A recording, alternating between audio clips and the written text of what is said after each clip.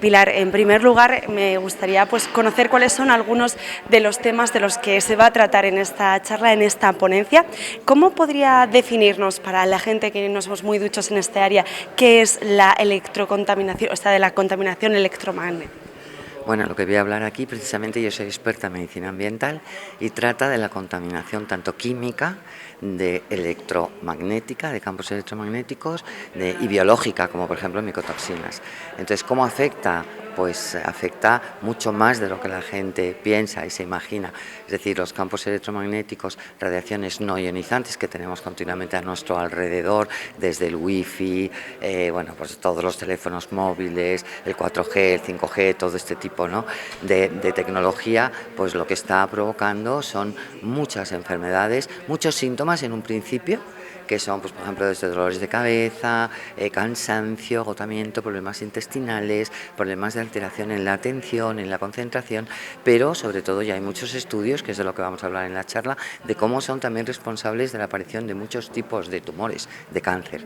Entonces, bueno, creo que es una cosa muy importante a tomarse en serio. ¿Es fácil llegar a diagnósticos motivados por este tipo de contaminación? Es muy difícil.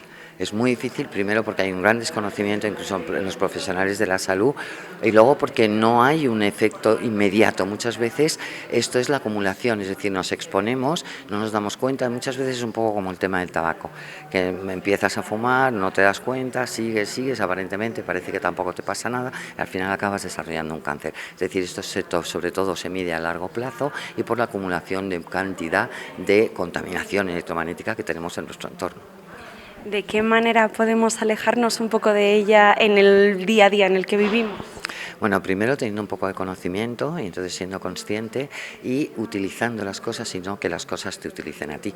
Es decir, por supuesto que son herramientas muy necesarias, que claro que el teléfono móvil es muy necesario, que toda la tecnología es muy necesaria, pero el problema es que estamos teniendo un abuso y realmente no somos conscientes de que el abuso y sobre todo el comienzo tan temprano, porque están, por ejemplo, niños en edades súper tempranas. No sé si sabes, por ejemplo, que en Francia los colegios, en las guarderías, en los niños de 3 años, de 3, 4 años, está prohibido tener wifi en las escuelas. Y en los niños, en las personas, por ejemplo, de 12 a 14, 15 años, solamente lo permiten en casos, en los momentos en los que de verdad se va a utilizar. Es decir, lo que a mí me gustaría es dar este mensaje que habría que hacer un uso responsable de todas estas tecnologías, porque son muy necesarias, realmente muchas veces son muy beneficiosas, pero el abuso de ellas nos está haciendo mucho daño. A veces escuchamos que, por ejemplo, con poner el móvil en modo avión o con no llevarlo encima ya es suficiente. No sé si es suficiente o no.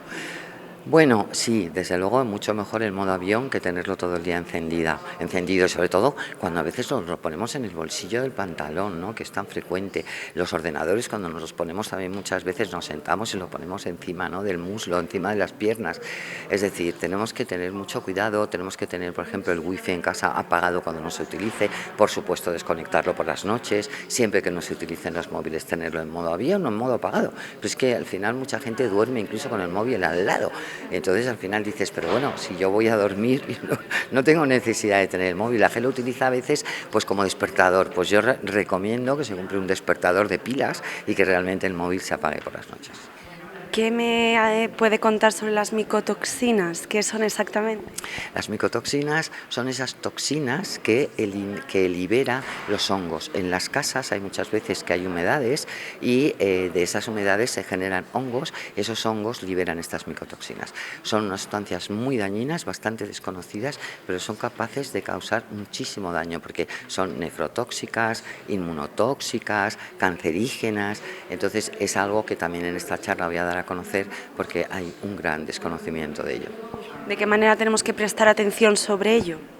Bueno, desde luego si tenemos una humedad en casa, preocuparnos, en el sentido, más que preocuparnos, ocuparnos, es decir, llamar a personas que entiendan un poco del tema, porque muchas veces simplemente piensan que es secando esa humedad. Primero hay que ver la causa, si se ha roto una tubería, si estás cerca del mar o estás cerca de zonas muy húmedas, pero si arreglar eso, por supuesto, pero luego muchas veces la gente para arreglarlo simplemente piensa que se tienen que limpiar o con lejía o con agua oxigenada, y eso no es así. Es decir, hay que hacer una gran excavación en la pared, incluso a veces se tiene que llegar hasta el ladrillo, eliminar, porque tienen como unos filamentos muy finos que se introducen y entonces no solamente limpiando la superficie se van a limpiar, y luego tratarlo con materiales alcalinos, cal, por ejemplo, ¿no? Con materiales, porque en los medios alcalinos los hongos mueren, no pueden crecer. Entonces, bueno, pero lo mejor y lo más recomendable es llamar a personas expertas que puedan hacer un diagnóstico y tratarlo. ¿Hablamos solamente de hongos y humedades que aparezcan en la pared o también nos centramos en otro tipo de hongos que podemos encontrar en nuestro día a día? Sí, podemos encontrar en los alimentos, por supuesto. Los alimentos es muy frecuente que puedan existir, ¿no? Pues sobre todo en cereales, en frutas. Y muchas veces cometemos el error que cuando vemos una fruta, por ejemplo, ¿no? Imagínate que tiene un puntito que se ve, el hongo, y uno coge y parte la mitad y tira la mitad y el resto. Bueno, pues tenemos que tener cuidado porque esos pequeños filamentos son como pequeñas telarañas muy finitas que no se ven. Entonces, cuando ocurre eso hay que tirar la fruta entera, aunque parezca que no está en todo contaminada. Y hay que tener mucho cuidado. A veces es bueno con agua de ozono, que hay aparatitos muy baratos, muy económicos que ozonizan el agua. Entonces poner, por ejemplo, los cereales, el arroz o las legumbres o las frutas en agua, ozonizándolo durante un tiempo para poder ayudar a eliminar esta contaminación, que realmente es mucho más peligrosa de lo que la gente piensa. Pilar, muchísimas gracias por atendernos. De nada, a vosotros.